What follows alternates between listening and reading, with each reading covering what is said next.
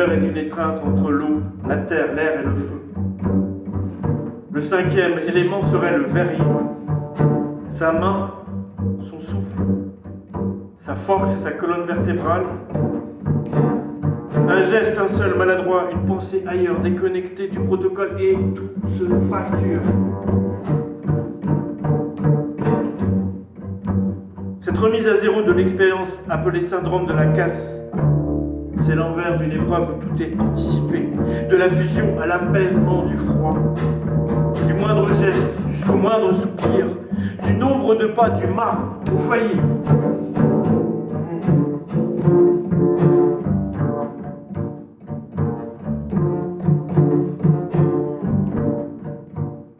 Un verrier est la somme de toutes ces étreintes, de toutes ces ruptures, émotionnelles et matérielles.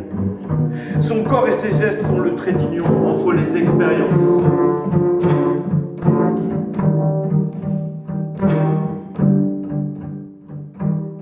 Nul spectacle plus éphémère et plus captivant que d'assister à ce labeur étrange où partit de si peu l'œuf du terrain de silice cristalline.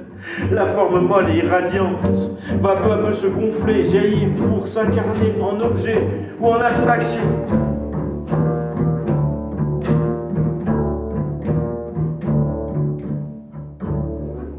De cette confrontation à la recherche d'un équilibre entre un état hypnotique qui vous embrase, vous absout, le verrier se forge en pleine conscience des tâches à conduire au fil des expériences.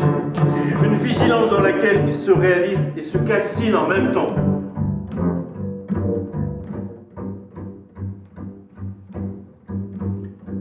Les objets sont les témoins et racontent l'histoire de notre corps à corps avec ce désir de nous libérer de l'objet. Nous vivons pour apprendre à nous séparer, à partir. C'est ce que fait le verre avec la lumière à chaque pulsation de ses atomes. En sa présence, on retrouve l'envie de protéger ce qui pourrait se briser. On prend conscience du privilège d'être au monde dans une fragilité partagée.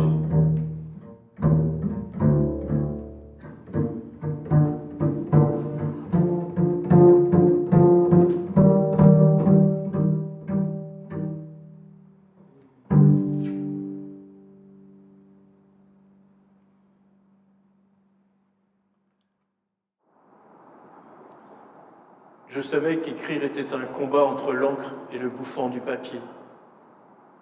Les silences et les pensées, le lisible et l'illisible.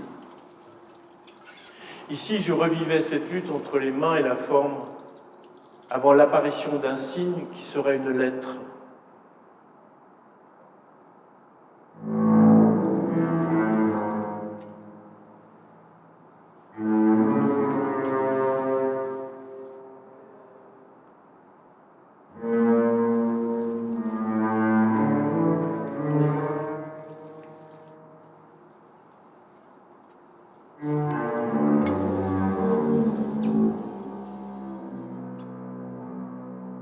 Sillant du plâtre d'un mouvement ample, ouvrant le cube d'une forme, en éclaboussant le sol d'une poudre givrée, j'ai rencontré Jean-Baptiste Sibertin Blanc, une égoïne rouge entre les mains.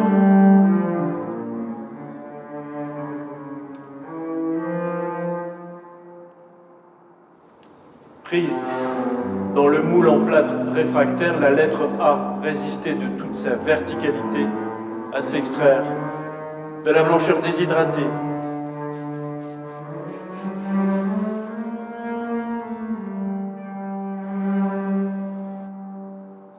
Plus un objet est travaillé dans son épure, plus ses contours invitent la lumière à faire chanter sa vacuité. Tout est méditation, nous apprend le maître zen. Manger, marcher, regarder la fleur, couper du bois, faire la vaisselle, tout est méditation. Comme si Jean-Baptiste transmettait par l'imprégnation vibratoire et rythmée de son trait cette intention d'utopie et d'énergie à ces objets.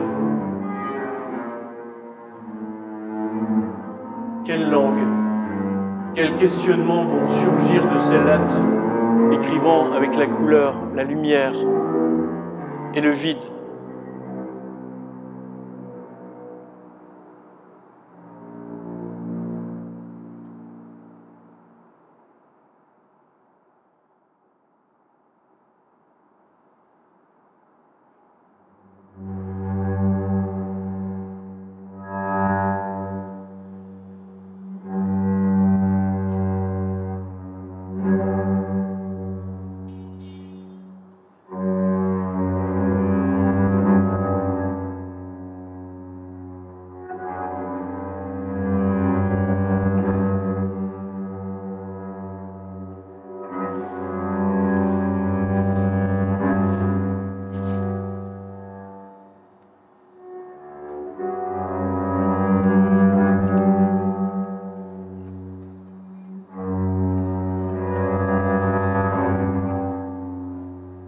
Devant la retenue et la finesse maîtrisée de ses gestes, comme si tout son corps vivait la fragilité de l'instant, on pourrait dire qu'il pense, qu'il dort et respire en verre. Oui, Simon est en verre. Il est en cavale avec le verre depuis l'âge de 20 ans. Du bout des doigts, Simon cherche l'épure, capable de surprendre le vide par les formes soufflées, les dessins d'une écriture vibratoire, une enveloppe capable de tenir les sens et le regard dans son unité. Les sons qu'il pousse dans cette canne d'acier grise comme un ciel d'averse restent muets, fredonnent les tensions invisibles de l'objet. Cette intériorisation du souffleur est l'enjeu d'une musique de la matière. Sa carrière d'escrimeur lui a donné le don de l'épée, une fulgurance pour fendre l'air. Pourtant, il ne s'agit pas d'abattre l'adversaire, mais de le toucher au cœur pour qu'il s'inverse, dans une beauté capable de se briser 120 ans plus tard à cause d'un défaut dans le refroidissement progressif des tensions.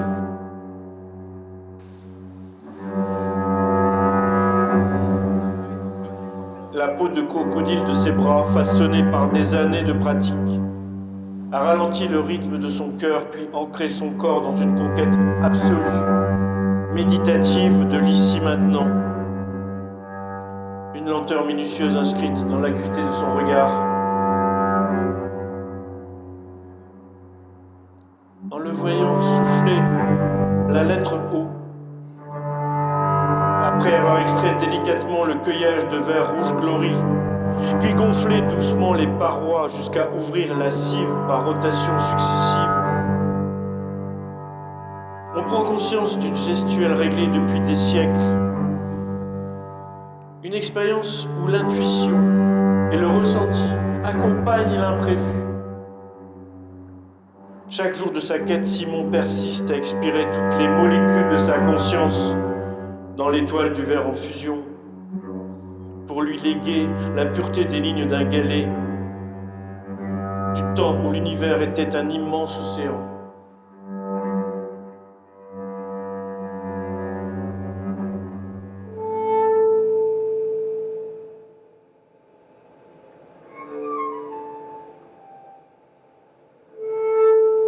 Dès l'enfance,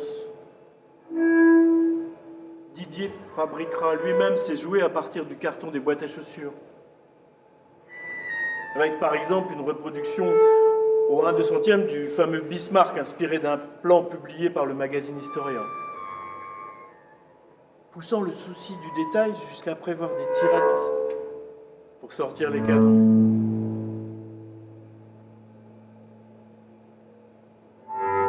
Son souci de ressemblance avec le modèle, le vrai monde mais en plus petit. Une sorte de double ou de clone à inventer en miroir, comme s'il tenait entre les mains la possibilité de donner vie à une présence, pour la protéger de sa disparition. Ce souci de ressemblance imprègne toute sa personne d'une sagesse et d'une sérénité rares dans les métiers du verre.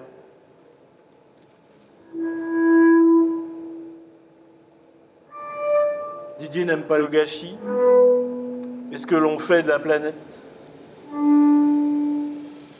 tireur d'élite pour apprivoiser son souffle, et la maîtrise de ses mains, solitaire concentré sur sa pensée, avec un regard porté sur la profusion de la nature, promeneur infatigable, voire flâneur méditatif, l'enfant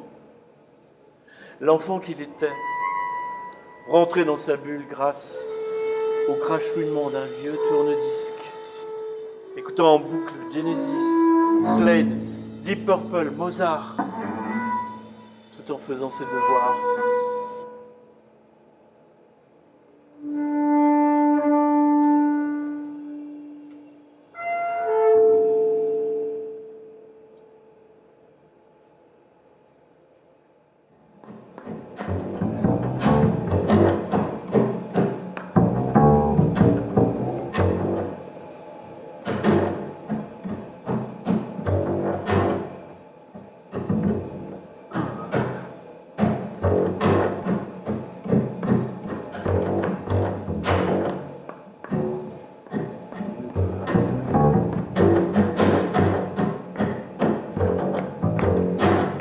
Avec le recul, on penserait le chaos nécessaire à sa recherche. Comme si le vers était un acte radical, une sorte de violence faite à soi-même. Une page qu'on tourne, une survie par la forme surchauffée de regard et de désir. Insomniaque, bricoleur, le bras droit tatoué en broussailles, avec partant de l'épaule jusqu'au bout des doigts une sorte de calligraphie mystérieuse, dessinée par un certain Léon, génie de l'encre sur la peau. Stéphane a conscience de s'en sortir sans sortir, et que sa créativité, sa confrontation avec le vers sont chaque jour une remise en question de tout ce qu'il sait.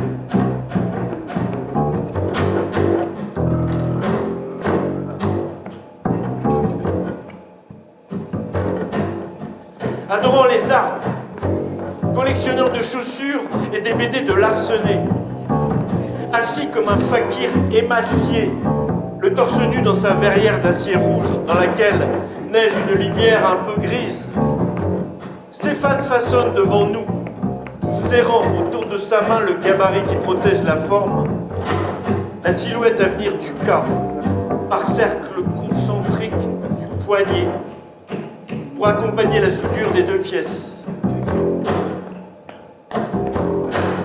La lame du chalumeau brûle son esprit caché derrière les lunettes fumées qui ne protègent que ses yeux.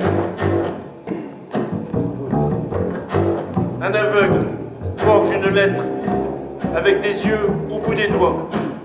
Un aveugle forge une lettre avec des yeux au bout des doigts.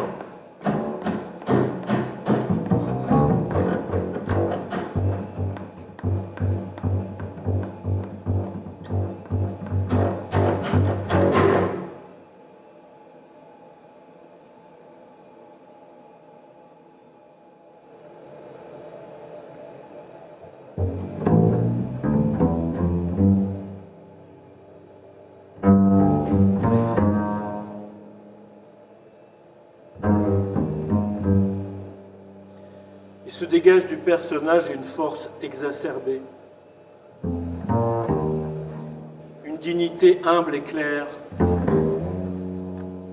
une intelligence à vif, tendue, comme les cordes d'un archer en cristal, une prudence acquise à se brûler les yeux des heures durant, à l'observation de l'atterrissage d'une forme dans le feu.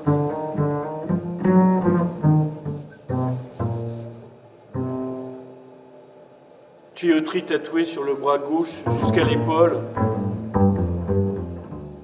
Formule chimique du verre sur le bras droit, c'est comme si l'homme s'était identifié aux matériaux et à la machine pour l'apprivoiser, faire corps avec la brutalité ou apprendre à parler la subtilité de la langue bleue du four. Le verre doit épouser la forme par lui-même. On dit descendre dans la forme en dynandrie, au demi degrés près. Plongé tête, buste et bras dans les entrailles du four éteint, après un lent refroidissement, Hugues fait naître avec précaution la lettre V du corps sombre et laqué de blanc.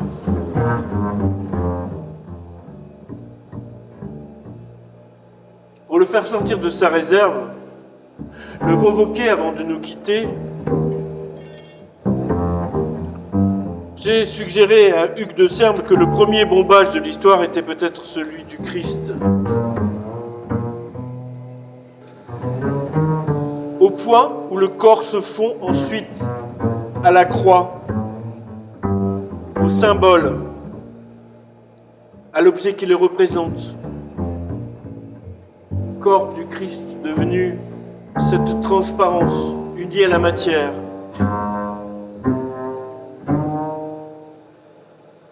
J'ai eu comme réponse un étonnement écarquillé, bienveillant, un énigmatique sourire, un seul précieux sourire.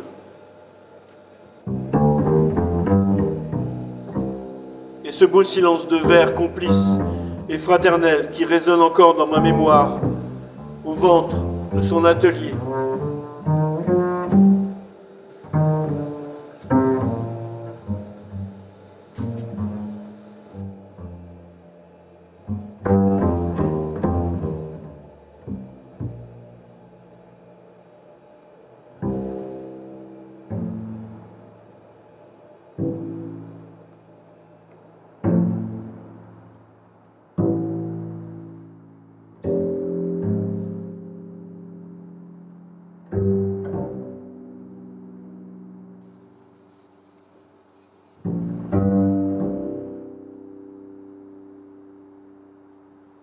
L'éclipse.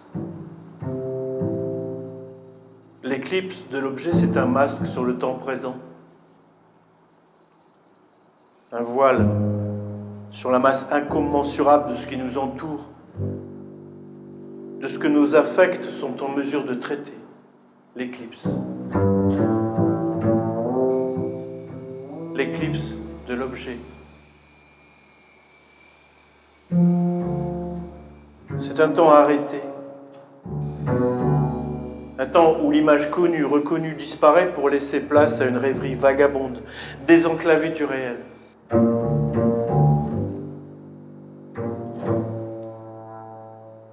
Elle est un moment où la mémoire se régénère, se ressource,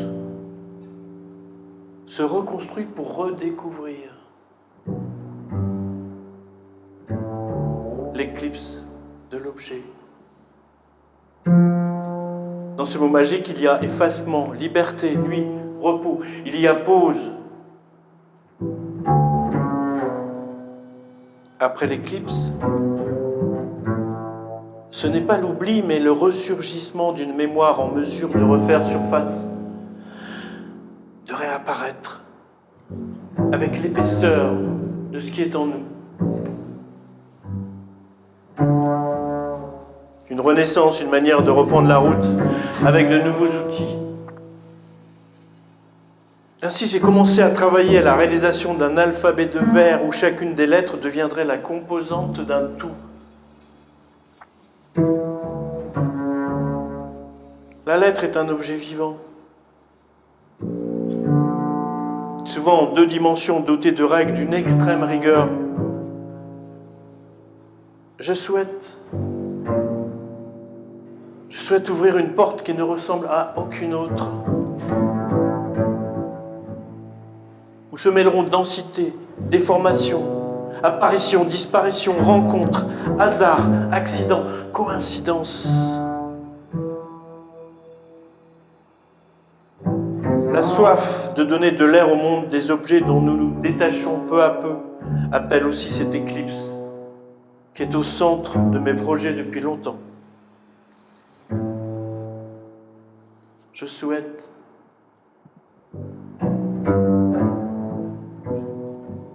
souhaite caresser.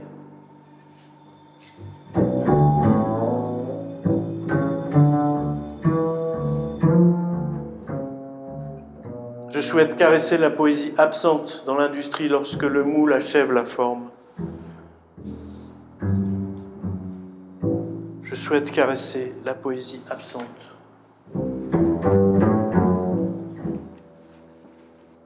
Les lettres de vers sont une éclipse de l'objet.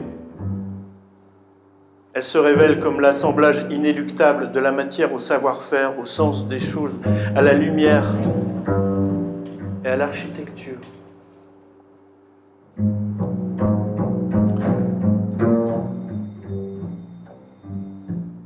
Je ne dirai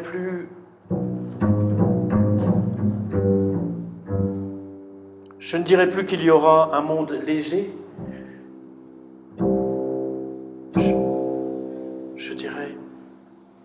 Je dirais qu'il y aura un monde flottant.